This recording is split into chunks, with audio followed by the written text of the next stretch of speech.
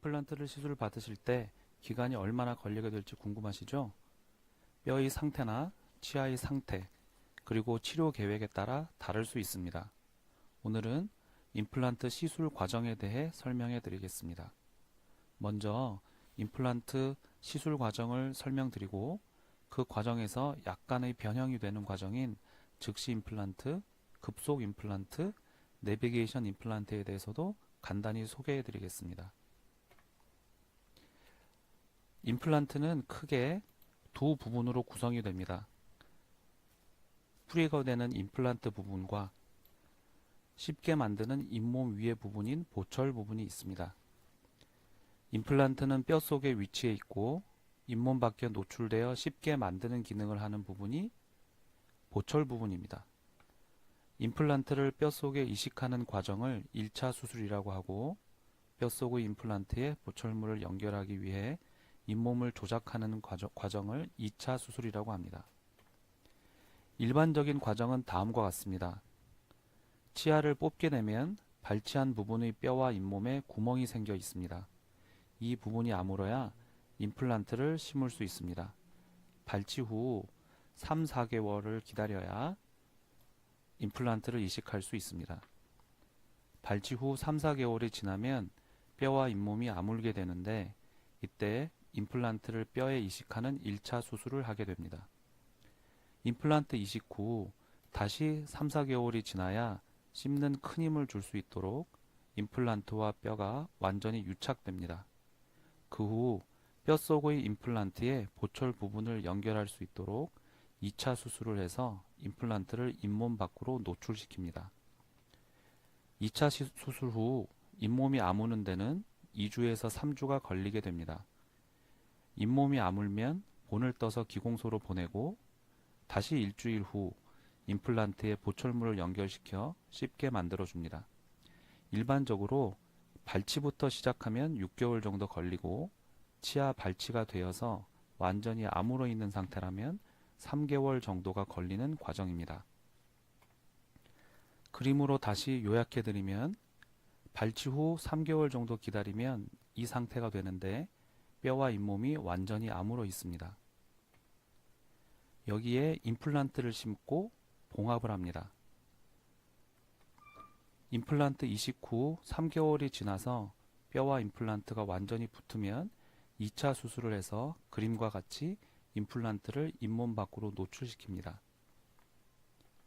2차 수술 후 2, 3주가 지나면 잇몸이 완전히 아물게 되고 본을 뜹니다. 본을 뜨면 보철물을 기공소에 만드는데 일주일이 걸려서 그 후 보철을 임플란트에 연결해 줍니다.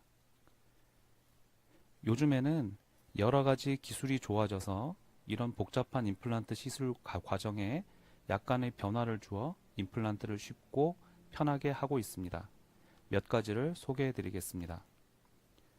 발치 후 즉시 임플란트는 발치와 동시에 3, 4개월을 기다리는 기간이 없이 임플란트를 바로 이식하는 시술 방법입니다. 발치와 동시에 임플란트 수술까지 하니 수술도 한 번으로 모두 끝나게 되고 기다리는 시간도 없어 전체적으로 시술 기간이 절반으로 줄어들게 됩니다. 또한 발치한 그 자리에 그대로 임플란트를 심게 되니 회복도 빠르고 심리적으로도 우수합니다. 다만 수술이 복잡해서 뼈 이식이 항상 필요하다는 단점이 있습니다. 대부분의 경우에 가능하지만 치주염이나 발치 부분에 염증이 있으면 하실 수 없습니다. 그림으로 간단하게 설명드리겠습니다. 치아를 뽑아야 되는 상태가 되어 있습니다. 치아를 발치하면 뼈와 살에 이렇게 구멍이 생기게 됩니다. 뽑자마자 바로 임플란트를 심은 후에 그림인데요. 임플란트와 발치한 부분에 약간의 공간이 보이게 됩니다. 이 공간에 뼈와 살 이식을 한 후 시술을 마무리 짓게 됩니다. 다음은 제가 급속 임플란트로 이름을 붙여보았는데 개념은 임플란트를 심는 1차 수술과 임플란트를 노출시키는 2차 수술을 동시에 한다는 뜻입니다. 보통은 1차 수술 후 3개월 기다려 임플란트를 노출시키는 2차 수술을 하고 잇몸이 아물 때까지 2, 3주를 다시 기다려 본을 뜨게 됩니다. 급속 임플란트에서는 1차, 2차 수술을 같이 해서 임플란트를 심은 후 3개월 후에 오시면 바로 본을 뜨시면 됩니다. 1차 수술을 할 때 뼈의 질이나 양이 좋아 뼈 이식을 하지 않아도 되는 경우에 사용하는 방법입니다. 이 엑스레이는 수술 전에 엑스레이이고요. 이 엑스레이는 임플란트 수술 후의 엑스레이입니다. 이 엑스레이를 보시면 알 수 있는데 이 부분이 일반적으로 1차 수술 후 사진이고 이 부분이 1차, 2차 수술을 같이 한 사진입니다. 일반적인 방법은 수술 후 임플란트가 이렇게 뼈 속에 있고 위에 살이 덮여 있어서 잇몸 밖으로 드러나는 부분이 없습니다. 하지만 1차, 2차 수술을 같이 하면 임플란트가 잇몸 밖으로 노출이 되어 있어 바로 본을 뜨실 수 있습니다. 마지막으로 소개해 드릴 것은 요즘에 굉장히 각광받고 있는 방법인데요. 내비게이션 임플란트라는 방법입니다. 이 방법에 대해서는 제가 다음에 따로 시간을 내서 더 자세하게 설명드리겠습니다. 일반적인 방법은 수술을 할 때 잇몸을 다 열고 의사가 직접 보면서 여러 가지를 결정해 가며 수술을 하게 됩니다.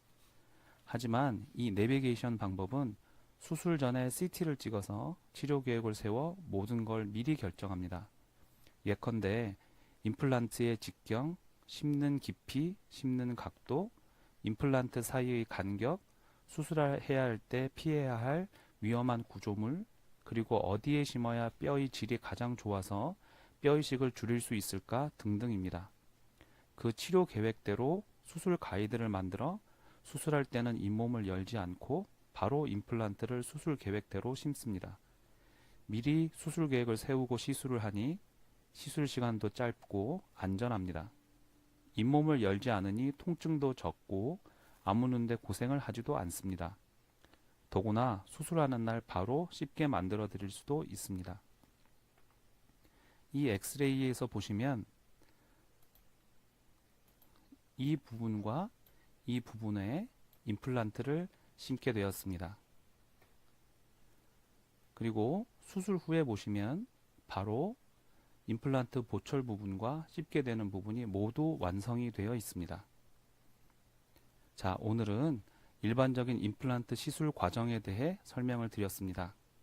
덧붙여서 발치 후 즉시 임플란트, 급속 임플란트, 내비게이션 임플란트에 대해서도 소개해 드렸습니다. 임플란트를 시술할 때 치료 계획이나 시술 기간 계획을 세우시는데 도움이 되셨으면 합니다. 감사합니다.